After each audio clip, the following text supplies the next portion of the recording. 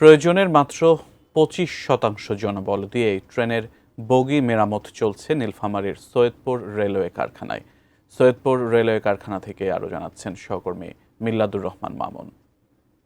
মাত্র 25% জনবল দিয়ে কিন্তু এই নীলফামারীর সৈয়দপুর রেলওয়ে কারখানায় কোচ মেরামতের কাজ চলছে। আপনাকে শুরুতে একটু তথ্য দিয়ে রাখি যে নীলফামারীর এই সৈয়দপুর রেলওয়ে কারখানায় মঞ্জুরকৃত জনবলের সংখ্যা হচ্ছে 3220 জন এবং এর মধ্যে কর্মরত আছে মাত্র 854 জন এবং এপ্রিল এবং মে এই 2 মাস অর্থাৎ 45 কর্মদিবসে কিন্তু এই সৈয়দপুর রেলওয়ে কারখানায় 100টি কোচ মেরামতের লক্ষ্যমাত্রা নির্ধারণ করা হয়েছে। যে এই কোচগুলো কিন্তু ঈদের আগে ঘরমুখ মানুষের যাত্রায় ব্যবহার করা হবে। এখন আছি ক্যারেজ শপে, এখানে দেখছি যে শ্রমিকরা কিন্তু একেবারে খুব সাধারণ পরিবেশে সাধারণ মানের কিছু যন্ত্রপাতি দিয়ে এই কোচগুলো মেরামত করছে, অর্থাৎ ভাঙ্গাচোরা যে লক্করঝক্কর কোচগুলো আছে সেগুলো কিন্তু এখানে একেবারে নতুনে রূপ দিচ্ছে।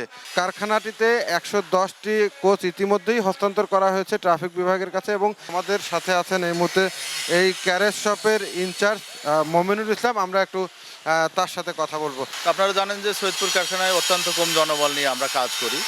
এখানে যারা ব্যবস্থাপনার দায়িত্বে রয়েছেন আমাদের ঊর্ধ্বতন কর্তৃপক্ষ কিছু পলিসি তো অবশ্যই গ্রহণ করেছেন।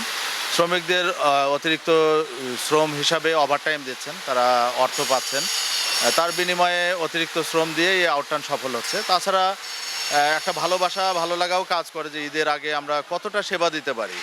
ঘরমুখ যে যাত্রীগুলো আছেন তাদের যাত্রা অনেকটাই নির্বিঘ্ন হবে এমনটাই আশা করছেন এই রেলওয়ে কর্তৃপক্ষ।